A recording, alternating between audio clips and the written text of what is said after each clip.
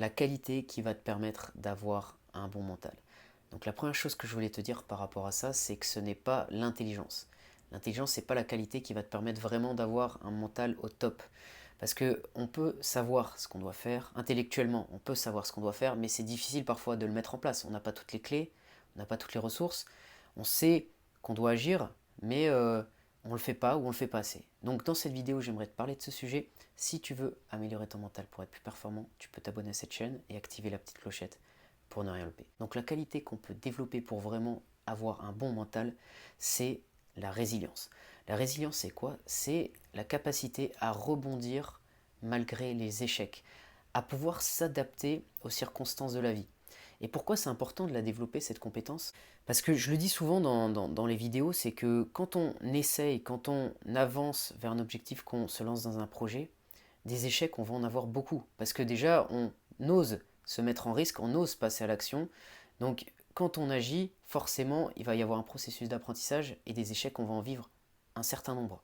Donc on ne peut pas de suite réussir, sinon tout le monde le ferait et tout le monde pourrait avoir des bons résultats de suite. Non, il faut passer par un certain apprentissage, de la répétition, et au fur et à mesure, on va pouvoir maîtriser davantage la compétence que l'on souhaite, et ça nous permettre aussi d'avoir un bon mental sur le chemin. Donc la résilience, c'est vraiment important, persévérer malgré les échecs.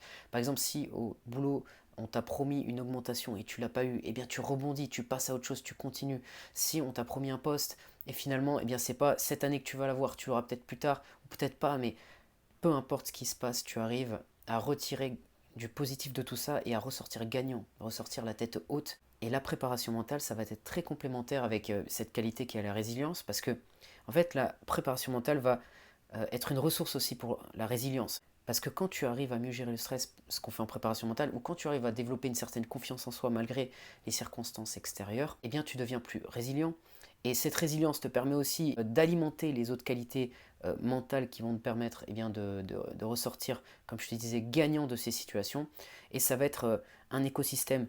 Les éléments vont s'alimenter entre eux et ça va te permettre d'avoir un ensemble solide pour vraiment avoir un bon mental et être performant au quotidien. Donc quand tu apprends à gérer le stress, notamment en alignant tes ressources par rapport à une demande qui va être importante, c'est-à-dire demande élevée, défi élevé, tu arrives à aligner tes ressources ou tu arrives à faire redescendre l'enjeu pour être dans une meilleure posture mentalement, tout ça, ça va te permettre d'être beaucoup plus efficace. Donc voilà ce que je voulais te partager dans cette vidéo, j'espère que ça va t'aider pour vraiment cultiver cette qualité. Si ça t'a plu, tu peux mettre un j'aime, tu peux t'abonner à cette chaîne si tu veux d'autres contenus sur la préparation mentale. Et si tu veux faire une préparation mentale personnalisée, tu peux me contacter, il y a mes infos dans la description, je te montrerai comment atteindre les meilleurs états mentaux pour être performant au quotidien. Je te dis à bientôt pour une prochaine vidéo.